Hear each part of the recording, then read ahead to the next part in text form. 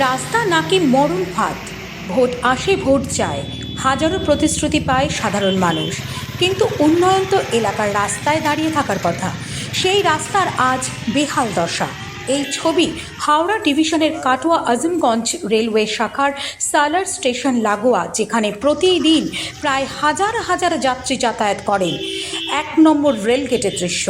এর থেকেও ভয়ানক দৃশ্য আছে 2 নম্বর রেলগেটের সামনে। এগুলো রাস্তা তো নয়, যেন এক একটা মরণ ফাঁদ। যে কোনো সময় ঘটে যেতে পারে যে কোনো ধরনের বড়সড় দুর্ঘটনা।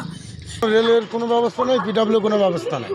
সালার থেকে বহরমপুরের যোগাযোগ ব্যবস্থার একমাত্র রাস্তা এই মোড় থেকে পুরো সালার পরিচালনা হয়। কিন্তু এরপরে এই দুর্ঘটনা, এই একটা প্রশ্ন এখানে উঠে আসে যে এই রাস্তার অবনতির কারণে যদি কোনো দুর্ঘটনা ঘটে, সেই দুর্ঘটনার দায়িত্ব কে নেবে, রেল নাকি সরকার? আমরা চাইছি যে আমাদের এখানে যে এমন গাড়ি বসে গেছি, 2-3টি জিসিবি এসে গাড়ি তুলতে হয়েছে এমন প্রত্যেক দিন।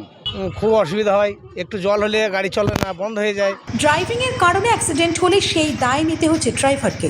তাহলে রাস্তার এই অবনতির কারণে কোনো বড় দুর্ঘটনা ঘটলে দায় কে নেবে, রেল নাকি রাজ্য সরকার নাকি সাধারণ মানুষ নিজে? প্রশ্ন তুলুন আপনারাও। রেলের কাছে বারবার অবহেলার পাত্র এই সালার স্টেশন সহ এলাকার যাত্রীবৃন্দ। এর কারণ কি হতে পারে?